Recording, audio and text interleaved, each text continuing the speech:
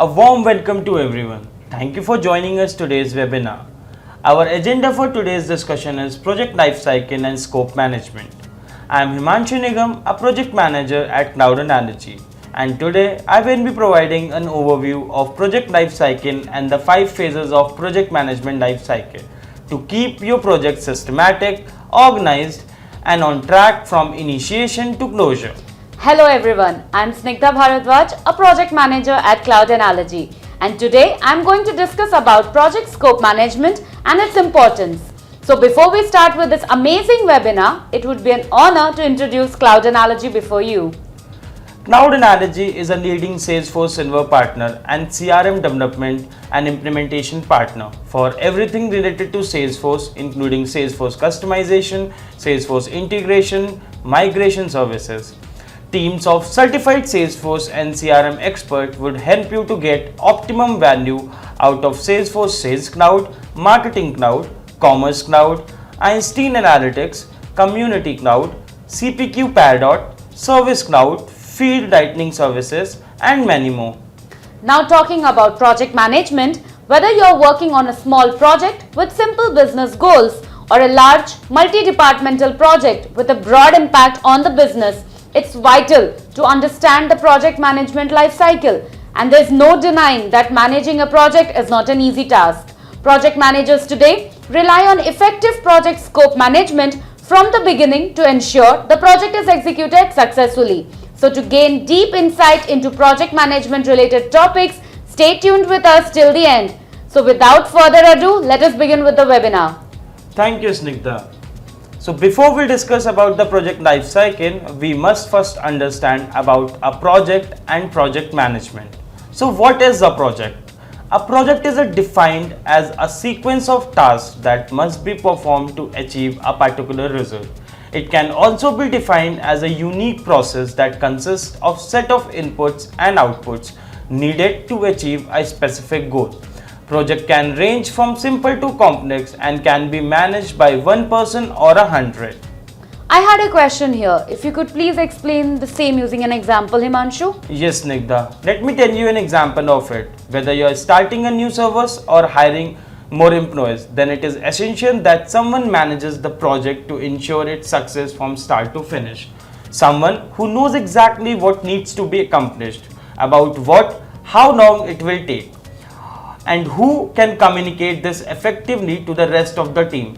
So I hope I have answered your question. Absolutely, Himanshu. Thank you for that explanation. In short, the project management is how a person organize and manage the resource needed to complete a project. Let me now share with you characteristics of a project. The first characteristic is a clear start and end date. There are projects that last for several years, but you should know there are projects that cannot last forever. Therefore, it is necessary to have a clear beginning, a specific ending, and an overview of what happened in between. So the second one is a project that creates something new. A project is a one-time activity that is never repeated in the same way. Also, every project is unique and produces something that does not already exist. It means a project is undertaken to produce a unique output, and it can be a product, service, or result. The third characteristic is that project have limitations. Limitations defines that project work within a specific limit of time, money, quality, and functionality. The fourth and last one, project doesn't work as usual. People are usually confused between these two terms, project and processes. Yes, exactly. These terms are always confusing. So can you please explain in detail the difference between the two? Sure, Snigdha. Let me tell you the difference between the two. The process consists of a series of predetermined routine steps to perform a specific function. A process is set procedure that includes a sequence of steps that needs to be taken to produce a result. Whereas, if I tell you about a project is a temporary course of action that aims to deliver a distinctive product, service, or result. Thank you, Himanshu, for explaining this difference. Every project from conception to completion goes through a different phase of the life cycle, and understanding the life cycle of a project is vital for completing a project successfully because it make it easier to understand the logical sequence of events in the continuation of progress from start to finish.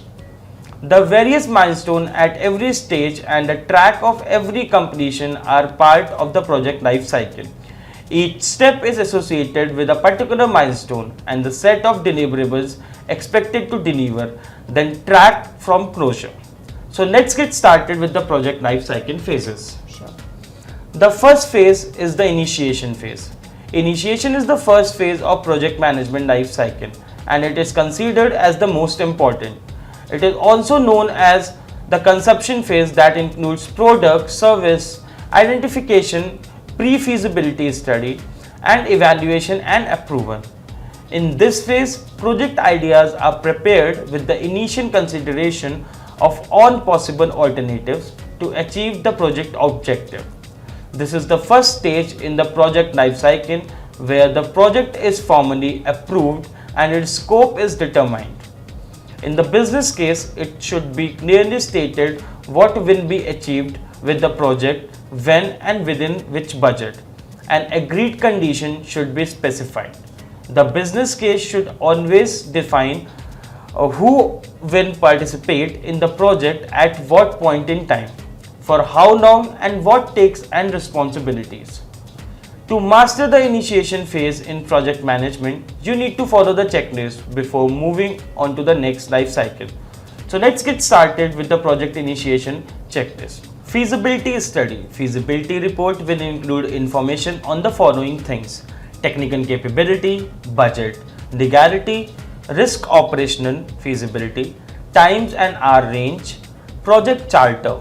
Project charter which includes the following points: a reason for project objectives and constraints of the project, risk identified, identify key stakeholders, customers, users, project manager, project team member. So now let's move to the next phase. The second phase is the planning phase. In this phase, the project structure is planned based on project evaluation and approval. The project's plan should contain details of how each project work will be carried out and the level of control and communication. All project related tasks must be planned in such a way that there is no duplication of work. You also need to make sure that the project stages are in the correct order. In this phase, major tasks that needs to be performed are staffing. Staffing refers to the continuous process of finding, selecting and evaluating a working relationship with current or future employees.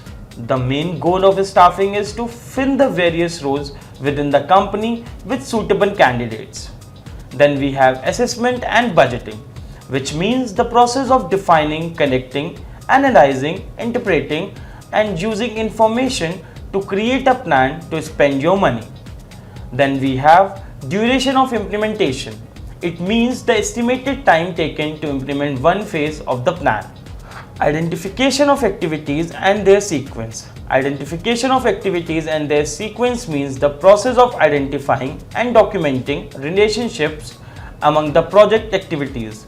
The key benefit of this process is that it defines the logical sequence of work to obtain the greatest efficiency given on project constraint. So Himanshu, like the initiation phase, do we also have a checklist in this phase as well? Yes, Nigda, we do have a checklist for the planning phase too. Now let's take a look at a checklist of project planning phases that you need to consider before moving on to the execution and control. Project management plan defines the following thing: clear goal of the project, which is very important so that the team can work and build what is required, as confusion will not be helpful. We also need to create a project schedule, have a proper schedule and can say the estimates and deliverables are done. Risk management. In risk management, project manager needs to make sure that what project needs and do the team have the skill set, and if yes, then if they have the availability to complete the task so that there will be no hustle at the end. Then we have project management tools. The team and the project manager should be well versed with the tools which are associated to project management. For example, Jira, Trello, Azure, Asana, or any other specific tool mentioned by the client. Scheduling meeting with the client daily, weekly, or as per the updates and the client's feasibility. So they are updated on the progress what the team made. Thank you for explaining the checklist, Himanshu, because planning plays a crucial role for any project to be successful. Yes, absolutely, Snigdha. Now come to the third phase. The third phase is execution phase. The project execution phase is the longest and most complex stage in the project life cycle. This process is also known as the implementation stage. This phase of the project sees concentrated activities in which the plan are implemented. Every activity is monitored, controlled, and coordinated to achieve project objective. There are some important activities at this range, and that are communicating with stakeholders, reviewing process, monitoring cost and time, controlling quality, managing changes. Let me now give you an overview of the execution phase checklist to help you successfully get started with the project execution. Design. The design checklist include things such as fundamental requirements and solution design, technical design, test plan, data migration plan, setup environment, sprint building, planning, configure and development, unit testing, solution checkpoints, change management and change requests. And the next phase in this project cycle is monitoring phase. This phase marks the end of the project where the agreed deliverables are installed and our project operated with the follow-ups and evaluation step. The process compares the actual implementation with the planned execution and take corrective actions to achieve the desired result. Now here are some aspects that you should review during the project monitoring stage. Resource management. Resource management is a very crucial part, and you need to see closely how the team is working and make sure that if they have any issues internally with the other team members or external with the client or stakeholder, they should resolve as soon as possible. The next point is monitor project performance. Project performance can be done via multiple PM tools and also can be tracked by the timesheets or requirement sheet. But you should also need to take care that whatever the progress team is making should be up to the mark and reach the deadline. Daily Scrum meeting. Scrum calls are the short calls that plays a vital role in meeting the deadline. By these meetings, you can analyze the actual progress and issues of the project.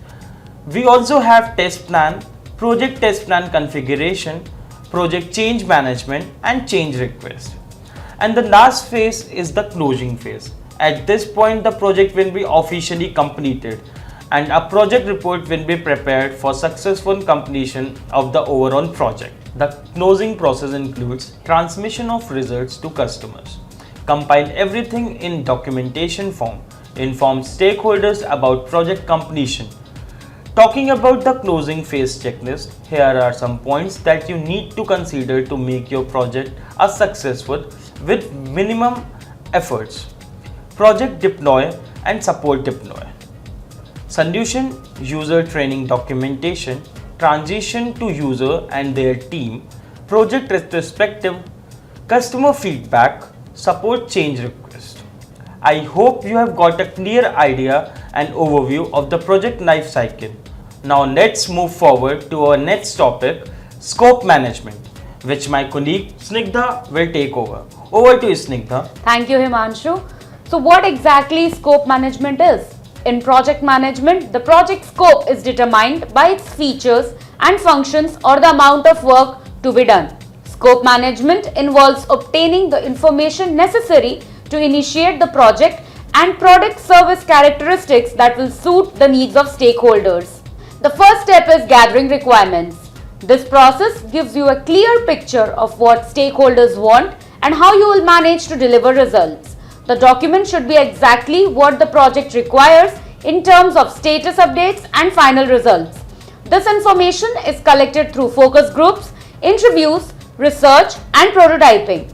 The management plan helps avoid bottlenecks during the project. Now let me share with you the scope management processes, which includes first one being collect requirements. In order to define the scope, the requirements of the stakeholders must be collected first.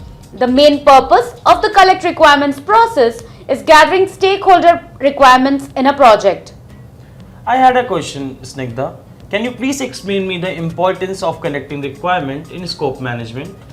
Sure, Himanshu. So it determines and manages the needs and requirements of the stakeholders to meet the objectives of project management tasks. The collect requirements document contains details about the objectives that are needed to satisfy stakeholders' requirements and also to ensure the project satisfaction. It acts as a framework that provides a baseline for the project's budget, schedule and quality specifications, risk and resource plan. I hope now the purpose of collecting requirements is clear to you. Yes, Snigdha, thank you for the detailed explanation. So moving on to the next point, which is define your scope. After understanding the deliverables and knowing what is expected from the project beyond its scope and what is achievable and within reach, a statement about project scope serves as a guide for the entire project. The team must be able to respond to the project while considering the project specifications. It isn't easy to find out what all are the crucial steps. Also, it can be difficult to remember what was specifically excluded from the project scope. The next point is create a work breakdown structure. Based on the scope of the project, the documents created during the collection of requirements, it is necessary to build a work breakdown structure, which is important for the whole project and is divided into smaller individual tasks. Deliverables are defined by providing the project manager and team with several manageable units of work. Snigdha, can you please explain me the importance of creating a work breakdown structure? Sure, Himanshu. A clearly defined work breakdown structure allows you to make sure every detail and phase of a project before you begin. It visually communicates the project and helps everyone stay on the same page throughout the entire project. When all of your deliverables are broken down into smaller tasks, it's easier to establish dependencies and create a project timeline. You can also write a more detailed statement of work which keeps the plan in scope and sets clear expectations for your team and stakeholders. I hope I have answered your question, Himanshu. Yes, Snigdha, thank you. Moving forward, the next point is validating your scope. This is where your deliverables are reviewed by the client, stakeholder or manager. You must have a plan for exactly how the project results will be received as complete. At the end of this process, modify the application, accept the product or update the project documentation. The next point is control or filter your scope. Control scope is the last process group in the project scope management. It is a part of the project monitoring and control process group. It is the process of monitoring project status and product scope as well as managing changes to the scope baseline. That was all about the processes, or we can say steps, in scope management. But along with a proper scope management strategy, you also need a powerful project management software that helps you plan, track and resource allocation for a project. Now, let me explain to you about how vital the scope management is for project managers. Communication is the primary tool to adequately define the importance of scope management to both the stakeholders and team members. This process takes place to ensure and agree as to how the project goals will be met. The important features of scope management are that it helps in avoiding the challenges that a project might face when provided with increasing scope and never-ending requirement list. As the project is executed, the project scope filters out the essential and feasible aspects of the project and controls all the aspects mentioned in the project scope. Additionally, the scope management establishes a control mechanism to address factors that may result in changes during the project life cycle. It is not always possible to estimate the time and cost required for the project without adequately defining the project scope. Due to lack of communication, the project scope can change drastically, which will in turn affect the cost and causes variations in the schedule of the project, causing losses to the company. Thank you, Snigdha. That's all for today's webinar. We hope you have now a proper glimpse of the various project management phases and an overview of what are their key outputs and how they help running projects successfully from this webinar and had a great time. It was a complete pleasure being with each one of you today. Thank you everyone for attending our webinar. Thank you.